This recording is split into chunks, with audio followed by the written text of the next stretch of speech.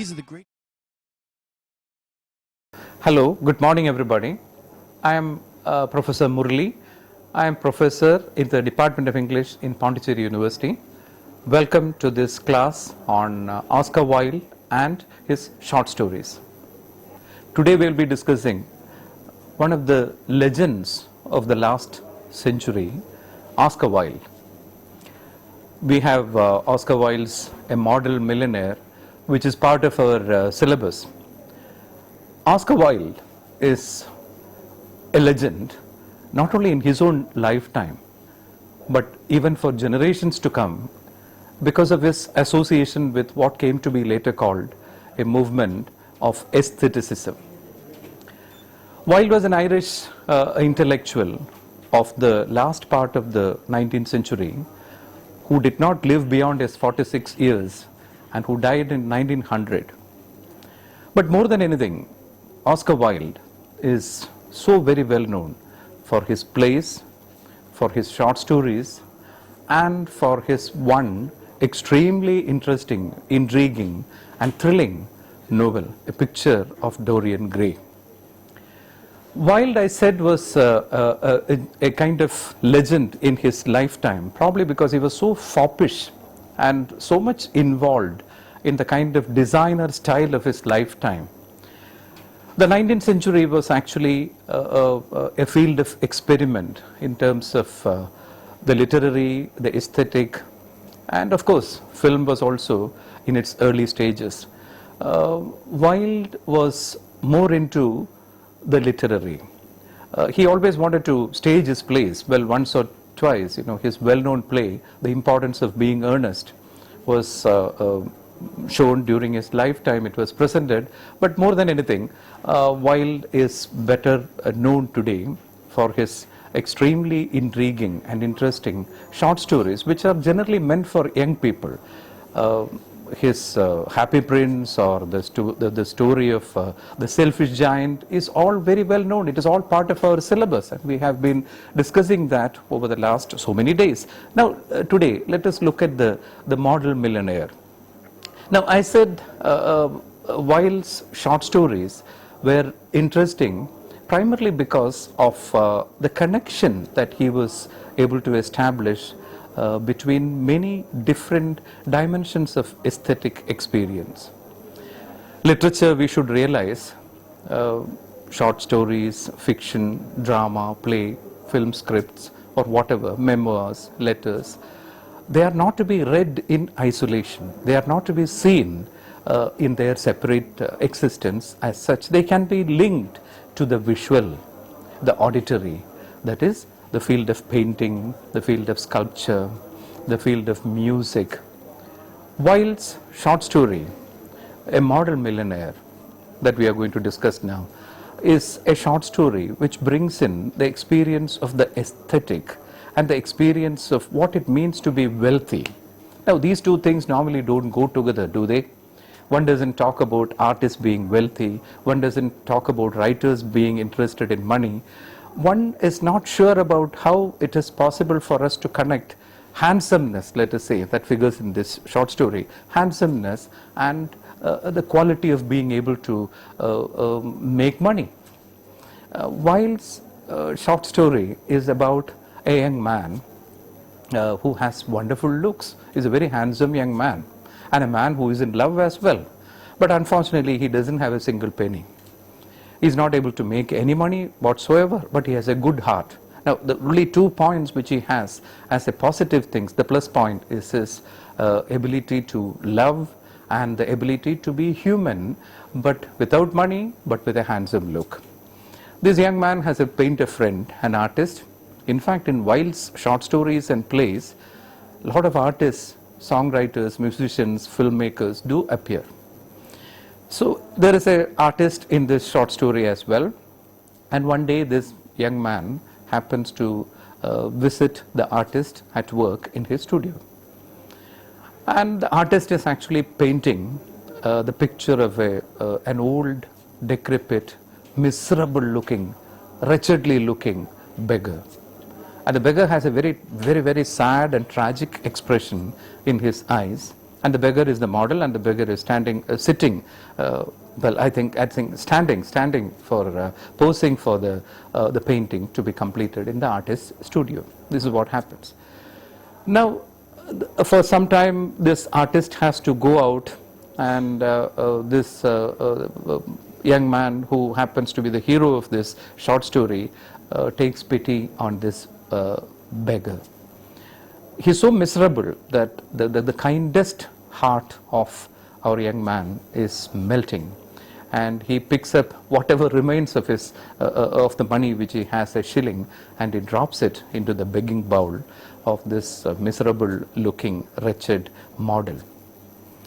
And he doesn't take much, he doesn't make much of this. He feels that he has done something, maybe good or bad, but he thinks that he has to walk all day because he doesn't have any way of hiring a hansom or taking a bus when he goes to meet his girlfriend. But then he forgets about it. He goes to meet his girlfriend, and he had to walk all day because he doesn't have the money in his pocket.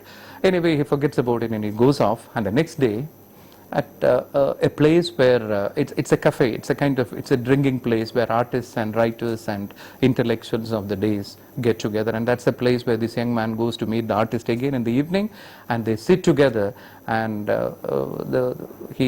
they discuss about the day's happening. The artist seems to be so intrigued, and he says, "Look, you met this wretched man in my studio, and he seems to have taken a fancy for you." He was in fact inquiring about the young man's condition. And the handsome young man replies, "Why, you mean to say that he was interested in me? You even discussed my personal life with this man? You mean to say you told him everything about me?" And the artist says, yes, he was so interested that he kept on asking me about your details, and I gave him all the information about you, about your love life and the difficulties which you face, and about your prospective father-in-law who has asked you to make $100,000 or whatever, 10,000 pounds. That is what is mentioned in the short story, 10,000 pounds for getting your love in marriage. And I mentioned all these things to him. So says the artist. "You mean to say you told him everything about me?" "Yes, we did that," and that is what the story mentions. Now, what happens in the end is very intriguing. The old man, who happened to look like a miserable wretch of a beggar, was in fact a very rich millionaire. The young man, Hughie, is so shocked to know that he had actually dropped a coin in the begging bowl of a millionaire was actually modeling as a miserable beggar in his artist friend's studio. "You mean to say you dropped a shilling in his bowl?" This is what the artist asked Hughie, and Hughie, the young man, says, "Yes, I did drop a shilling." Well, all of them are happy at this turn of events, and then they just go their different ways. But then it so happens that the next day Hughie has an interesting visitor, a representative from the millionaire. And the representative from the millionaire comes into his house and hands him a package, a letter, a pouch, in which Hughie finds $10,000, and written on the cover is, "This is for Hughie's wedding, for his marriage, a gift from the rich man." Now, what is most intriguing about the short story is not that it has a turn at the very end, but the way in which the language also inspires us to look at the way in which millionaire as a model is projected. Hughie says at the end, millionaire models are very rare, but more rarer still are model millionaires. Because here was a millionaire who actually was a real model millionaire. Now, as I said at the beginning, Oscar Wilde's short stories are more intriguing, not only in terms of the turns of fortune, the turns of fate of human beings and their actions and the results thereon, but they are also unique on account of the way the story itself is presented. The language of the story, the way in which the turns of wit, the phrases that Oscar Wilde uses, those are the most intriguing aspects of this short story too. As usual, there are very interesting phrases like romance is the privilege of the rich, not the profession of the unemployed. Look at the way in which this phrase is carried forth even at the beginning of the short story. Now, he also mentions there are other phrases like, look at the way, but what was a butterfly to do among bulls and bears? That is to show the condition of Hughie. Hughie had tried his hand at stock market too. So when Oscar Wilde mentions that, he says, what was a butterfly to do in the world of bulls and bears? When Hughie tries his hand at selling sherry, they say he tried his hand at selling it, but the sherry was too dry. Artists, when he mentions about artists, Wilde also uses a very intriguing or a more interesting sort of discrimination between painters and artists. There are painters and there are artists. So he talks about the artist friend as he was not merely a painter, he was also an artist. So this kind of turns of phrases which actually reflect the quality of Wilde's own preoccupations, his own ways of giving a philosophy of life, something which came to be later called aestheticism or art for art's sake. That also is something which you can look at when you read these things. He also gives a very good picture of the time, speaking about dandies and fops, that is mentioning the well-dressed females of his times, the parties, the sense of fashion, the sense of designer world which was actually taking shape in London and in the big metros during the last part of the 19th century. So all those things are also things, aspects of this short story when you read it. And there's a very interesting phrase which the story uses, which says, his face is his fortune. When you talk about someone being so handsome, you can use this word, the sentence as well. It says, his face is his fortune. You could even use it as your face is your fortune. And there are other places where he speaks about art attaining the level of manual labor. That is a very interesting part because Oscar Wilde belonged to a generation of writers, intellectuals and thinkers of the last part of the 19th century, at the beginning of the 20th century. Although unfortunately Wilde passed away at the turn of the century in 1900 exactly, at the age of 46.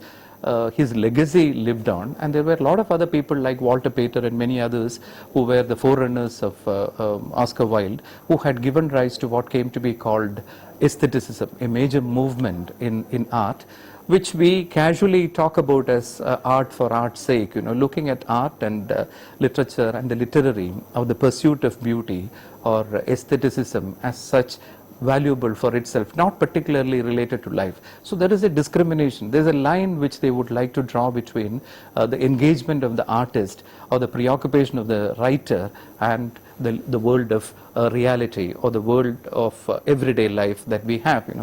Wilde believed in crafting these two things separately. So this point is worth noting when he says art almost attains the dignity of manual labor. That is, it can reach the level of manual labor. So there is a discrimination, there's a line which is clearly demarcated between art and the labor or the work that everyday affairs do. But more than anything, these are only just casual remarks which one can make when one looks at this the story.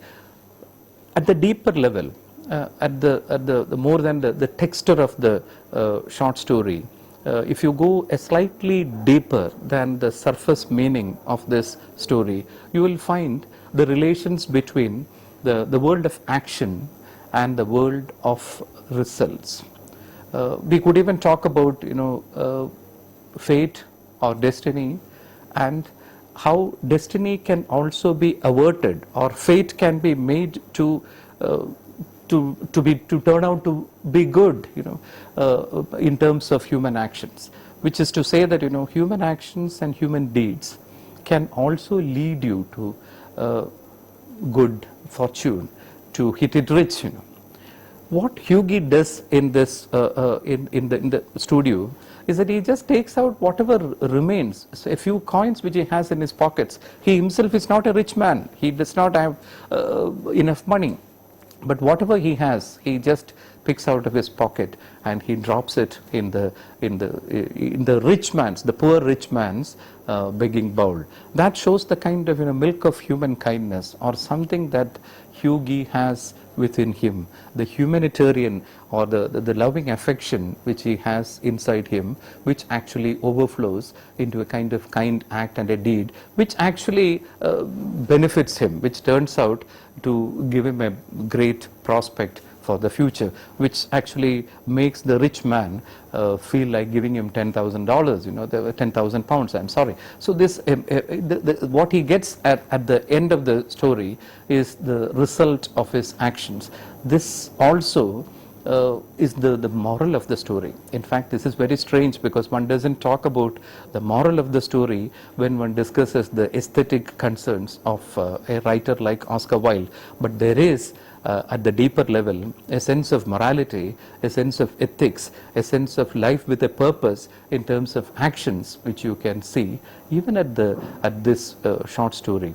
It's not to be just dismissed as a casual story with a twist at the end. This is not something which is just written by an Irish intellectual of the last century, a story which just talks about some purpose of life, some turn of fortune of a young man. But this has a kind of meaning which, as young people of the present, perhaps you can also see that life becomes meaningful when you do a kind act. Kindness can also lead to greater, not only benefit for oneself, but the benefit of the larger humanity. So life becomes meaningful and purposeful. So this is something like, the morality or the moral of the short story.